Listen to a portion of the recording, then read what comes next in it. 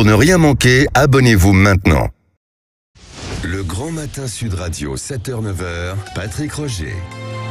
Il est 7h13. Démocratie ouverte, c'est un collectif d'innovation démocratique et qui tombe à pic, si je puis dire, avec la crise autour de la réforme des retraites qui pose un certain nombre de questions sur la démocratie. Nous sommes avec Julien Roiran, qui est porte-parole de ce collectif Démocratie ouverte. Bonjour. Avant de voir vos propositions, est-ce que vous trouvez que ce que l'on vit actuellement, avec le recours massif du 49.3 à l'Assemblée, est une forme d'illustration de la crise de la démocratie ?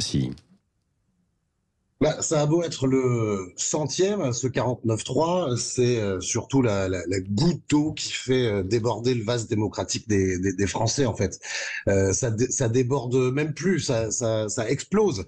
En fait, parce que ce vase, il était déjà plein à craquer. Il y a le sondage annuel sur la confiance dans la vie politique qui vient de sortir, celui du Cevipof, qui montre qu'on a atteint le plus bas des gilets jaunes en matière de confiance en politique.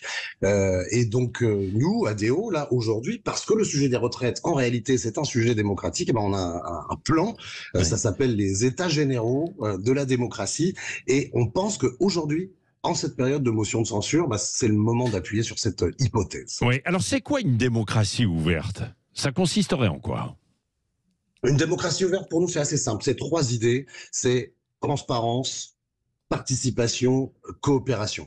On défend ça à travers des explorations dans les territoires avec notre laboratoire à démocratie ouverte, mais on milite aussi pour ça. Et ça fait des années qu'on milite pour ça. Par exemple, il y a 4 ans déjà, avec les gilets citoyens, tout à l'heure vous parliez de la composition de démocratie ouverte, il y a des gilets jaunes, des militants climat et des chercheurs. Eh bien, au moment des Gilets jaunes et du grand débat, on avait déjà dit que ce grand débat ne pouvait se terminer de manière légitime que par une convention citoyenne. Le président de la République a retenu l'idée d'une convention citoyenne sur le climat, mais nous, on pensait déjà qu'il fallait une convention citoyenne sur la justice fiscale et une convention citoyenne sur la démocratie. C'est vraiment l'enjeu dans lequel on est. Comment est-ce qu'on redéfinit, comment est-ce qu'on change ensemble les règles du jeu politique ? Oui, mais alors aussi, après, avec les consultations citoyennes, Julien Roiran, on l'a vu, il y a beaucoup de débats, de discussions en disant « mais oui, mais alors ce sont des gens qui ne sont que très motivés ou qui ne sont pas neutres, qui sont choisis. Donc comment choisir ces citoyens ? Quelle participation, quelle représentation pourrait-il y avoir ? Nous, on pense qu'un vrai débat démocratique, il doit avoir 3 étapes. La première étape, c'est l'écoute la plus large possible. C'était un peu l'idée du grand débat, mais il nous faut un vrai débat. Il faut des débats qui soient gérés par une autre personne que celui qui le commandite. Pourquoi pas la Commission nationale du débat public ?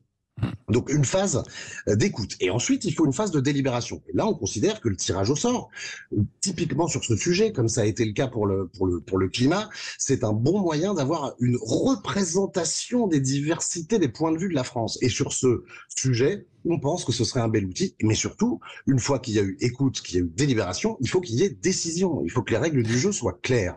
Et pour nous, dans ce cas précis de la réforme des institutions, il faut aller au référendum, voire au préférendum, c'est-à-dire permettre aux Français de se prononcer sur chacune des options possibles dans le renouveau démocratique. Oui, c'est ça. Donc, au cœur de votre projet, il y a les référendums. Sur les grandes questions, on ne ferait pas des référendums pour tout, quand même, Julien Roiran. On ne peut pas faire des référendums pour tout, même en Suisse, qui a l'initiative citoyenne. Ce sont certains moments de l'année sur des sujets qui ont attiré j'ai plus le chiffre en tête, 100 000, 200 000 signatures qu'on déclenche un référendum. C'est pas sur tous les sujets, vous avez raison. Mais l'important, dans cette démocratie qu'il nous reste à inventer ensemble, c'est comment est-ce qu'on articule les différentes légitimités.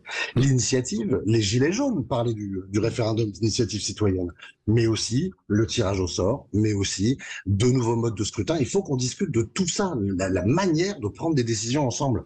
Parce que les Français, dans le sondage dont je vous parlais tout à l'heure, là, 2/3 considèrent que la démocratie fonctionne mal.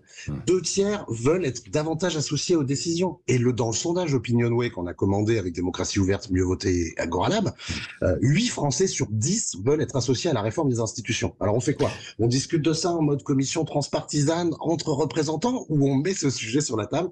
C'est ce qu'on pense qu'il faut faire et c'est ce qu'on appelle les états généraux de la démocratie. Et ça peut être sur la table aujourd'hui en cas de motion de censure. Oui. Regardez, c'est quoi les options? Cette motion de censure, c'est pas le scénario plus probable. Elle passe pas. Ça veut dire qu'il va y avoir un gouvernement de transition démocratique qui doit être mis en place et qui pourrait porter les états généraux de la démocratie. Ça pourrait être, par exemple, quelqu'un comme Charles de Courson, qui incarnerait cette posture de dialogue autour des enjeux démocratiques. Et puis l'autre hypothèse, c'est que elle passe. C'est probablement la plus probable. Et moi, si je prenais ma vieille casquette de consultant en communication de crise, je dirais au président de la République, il reste encore une chance de sauver ton mandat, il reste encore une chance de sauver la démocratie, c'est de lancer des états généraux de la démocratie. Je lui dirais qu'il faut dire maintenant, on arrête tout, on se pose et on réfléchit ensemble à ce qui rend une décision, comme celle sur les retraites, légitime. Merci Julien Roiran, donc porte-parole de Démocratie Ouverte. On va suivre ça et peut-être qu'il y aura des états généraux, comme vous le dites, de la démocratie qui suivront. En tout cas, il y aura probablement quelque chose. Les choses doivent bouger, c'est ce que demandent beaucoup les Français également. Merci d'avoir été avec nous ce matin sur Sud Radio.